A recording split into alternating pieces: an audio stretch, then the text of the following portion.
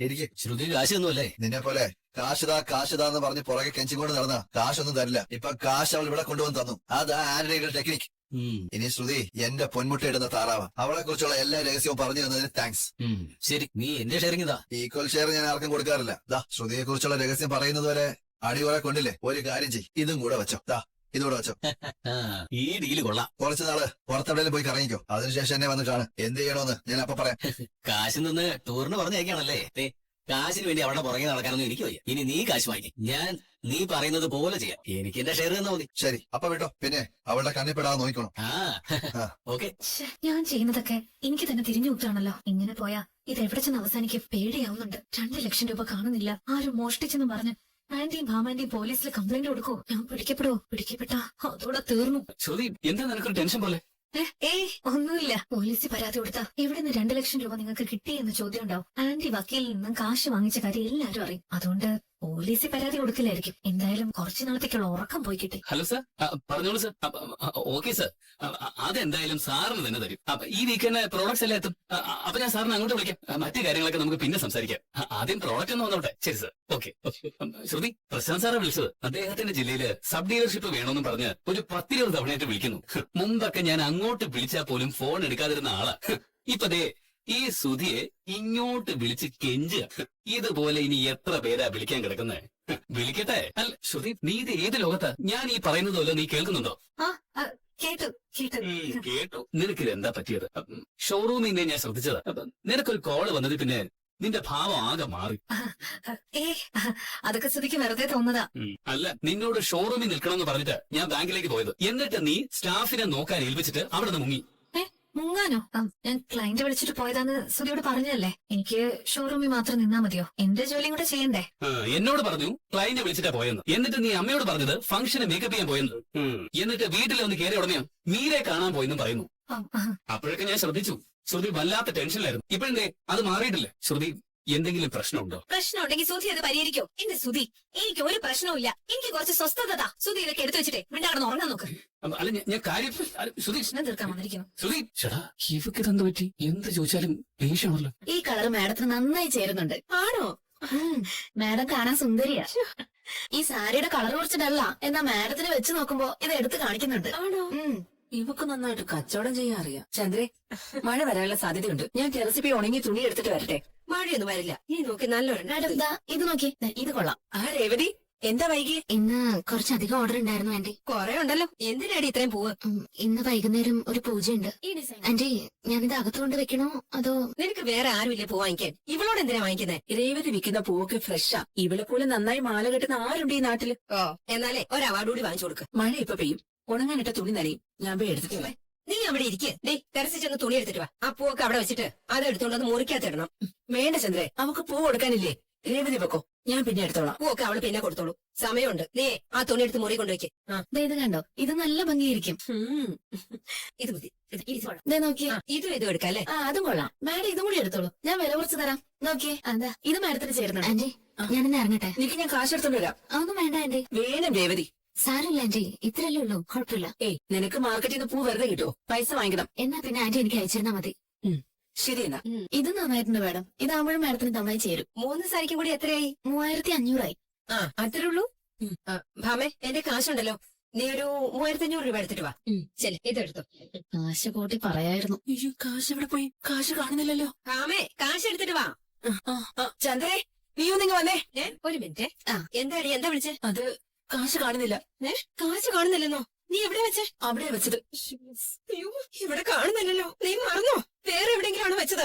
ഞാൻ അവിടെ തന്നെയാ വെച്ചത്. ഞാൻ അവിടെ വെച്ച പിന്നെ എടുത്തിട്ടില്ല. അയ്യോ, എന്റെ കാശ്. അയ്യോ മാഡം, നീ വിളിക്കുന്നു. എന്റെ കാശൊന്നുമില്ല. അവർക്ക് എങ്ങനെ കാശ് കൊടുക്കും? അയ്യോ, എന്നെ ഞാൻ അതെ ബാങ്കിൽ നിന്ന് കാശ് എടുത്ത് വെച്ചിരുന്നതാ. ഭാമ എന്തോ ആവശ്യത്തിനെടുത്ത് അത് ചെലവാക്കി. ഞാനേ ഈ സാരിയൊക്കെ പിന്നെ വാങ്ങിക്കാം. അയ്യോ, അത് വേണ്ട. കുഴപ്പമില്ല മാഡം, ഇതിവിടെ വെച്ചോളൂ. കാശ് ഞാൻ പിന്നെ വന്ന് വാങ്ങിച്ചോളാം. അത് വേണ്ട, ഞാൻ പിന്നീട് വാങ്ങിക്കാന്ന് പറഞ്ഞില്ലേ. നിങ്ങൾ ചെല്ലേ. എന്നാ പിന്നെ വേറൊരു ദിവസം വരാം. ശരി ശരി ശരി മാഡം, ഞാൻ പിന്നെ വരാം. ചന്ദ്രൻ, നീ എന്തിനാണ് ഞാൻ കാശെടുത്ത് ചെലവാക്കി എന്ന് പറഞ്ഞത്? അവരെന്നെ പറ്റി എന്ത് വിചാരിച്ചാണ്? ഞാൻ കാശെടുത്ത് ചെലവാക്കിയിരുന്നോ? ഓ, അവരെന്ത് വിചാരിച്ച എനിക്കെന്താ?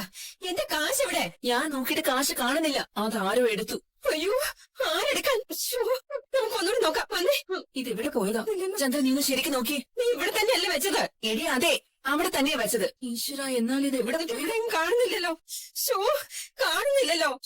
എന്നാലും ദേ, സ്വർണ്ണം ഒന്നും എടുത്തിട്ടില്ല. എല്ലാം ഇവിടെ തന്നെ ഉണ്ട്. അപ്പൊ എന്റെ കാശ് മാത്രം എടുത്തേ. ആരാ എടുത്തേ?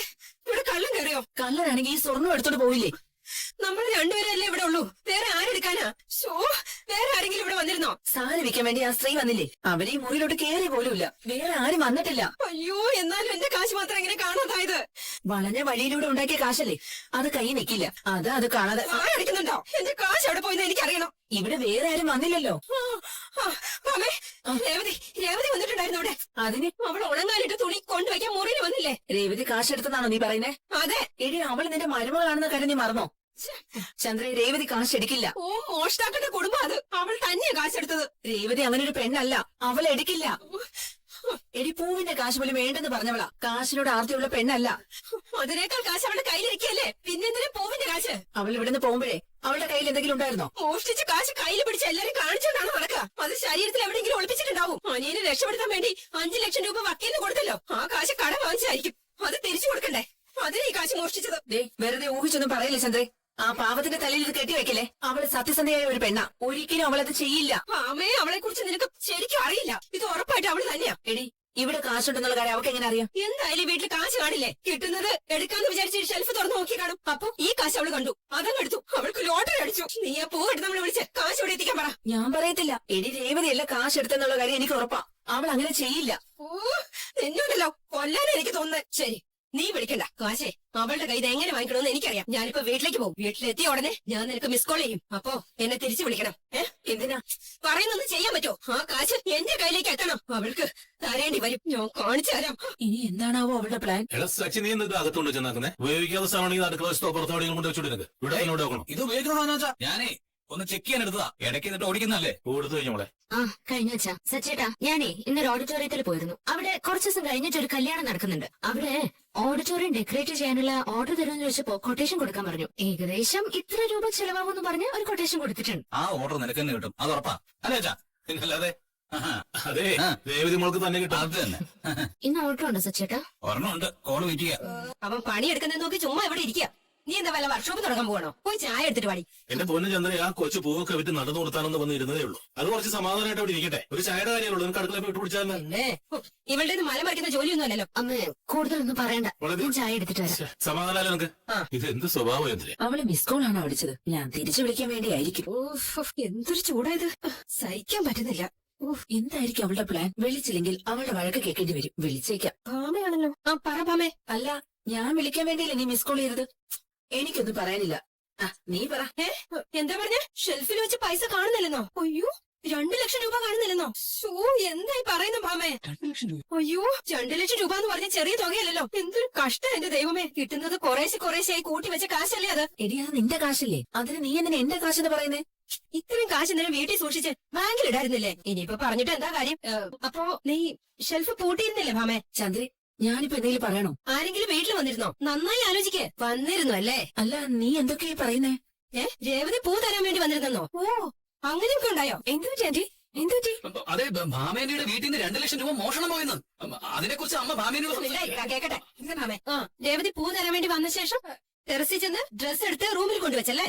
അതിനിപ്പോ എന്താ ഭാമ ഇങ്ങനെയൊക്കെ പറയുന്നേ? രേവതി സംശയം ഉണ്ടെന്നോ?